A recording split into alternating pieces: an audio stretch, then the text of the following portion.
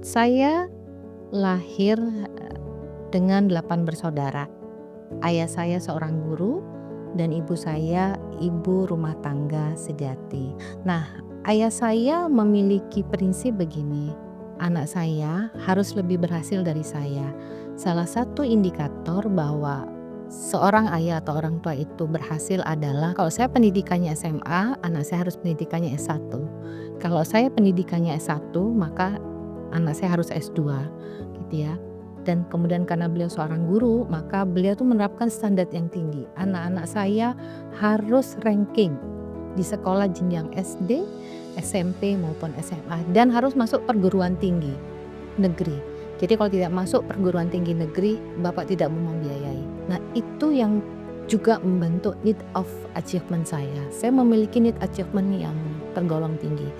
Jadi orang yang kalau membaca dari psikologi, need of achievement yang tinggi itu adalah mereka ingin to be the best, to do the best, dan melakukan hal yang terbaik tanpa misalnya ada reward, ada pujian atau apapun. Maka dia akan bekerja maksimal, berhasil maksimal, melakukan hal-hal secara optimal dan terbaik, termasuk dalam bidang akademik. Itu yang membentuk salah satu sikap saya untuk to do the best, to be the best, and try always to be the best, melakukan terbaik, optimal. Itu karena ayah saya seorang guru yang harus menafkahi 8 anak, sehingga beliau membentuk usaha foto. Nah, karena tidak ada karyawan, tentunya mempekerjakan anak-anaknya. Jadi anaknya semua suruh membantu, dari misalnya menggunting, menyetrika, dan segala macam foto ya. Karena zaman dulu zaman jadul kan, jadi tidak ada alat-alat yang canggih. Dan saya juga harus membantu ibu karena saya anak perempuan pertama, memasak dan seterusnya. Tapi ternyata setelah zaman S1 dan setelah besar-besar dan setelah saya mulai bekerja dan segala macam, ternyata itu sangat minim dalam membentuk sikap kerja, tanggung jawab, inisiatif. Nah, ini saya pernah baca bahwa penelitian Harvard, anak yang sejak kecil diminta orang tuanya untuk bekerja itu ternyata punya karakter sukses dan akan menjadi orang sukses. Karena itu tadi, mereka terbiasa bekerja membentuk dirinya dengan sikap kerja sukses, kan begitu. Masuklah saya di psikologi UNER. Semester 3 ya saya sudah pensiun. Kebayang ya dari mana biaya gitu ya. Nah, semester 1 sampai 3 itu memang saya sempat tinggal di keluarga gitu ya. Apa sih nunut ya gitu ya, karena ayah saya belum ada biaya untuk saya kos. Karena kakak saya 1, 2, 3 masih kuliah. Saya memakai beasiswa super smart, saya les ngaji, saya jualan jeans untuk membantu biaya sekolah kuliah saya.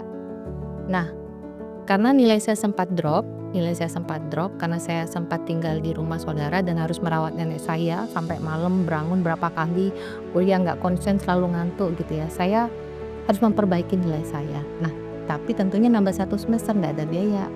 Ya, saya akhirnya ngambil riset survei, bergabung dengan Yayasan Hotline Service Surya waktu itu. Nah, saya jadi dosen sekaligus membiayai adik saya S2, harus membiayai kuliah S2, tapi juga membiayai adik saya 4 orang sama kakak saya. Kebayang ya gimana, saya nggak punya laptop, nggak bisa beli buku. Kalau zaman S1 nggak punya laptop, nggak bisa beli buku, saya ke perpus tadi, rajin ke perpus, ada rental rental ini untuk ngetik ya.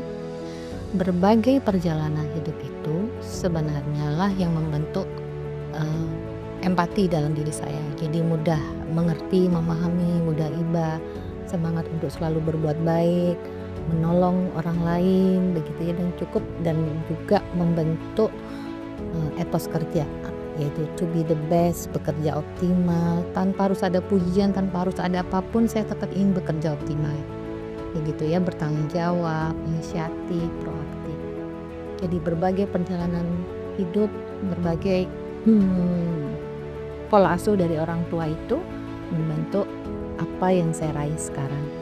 Jadi jangan pernah takut dengan apapun kondisi Anda. Anda bisa sukses dengan ketangguhan, dengan dream, dengan percaya bahwa Allah semua yang akan memberikan jalan.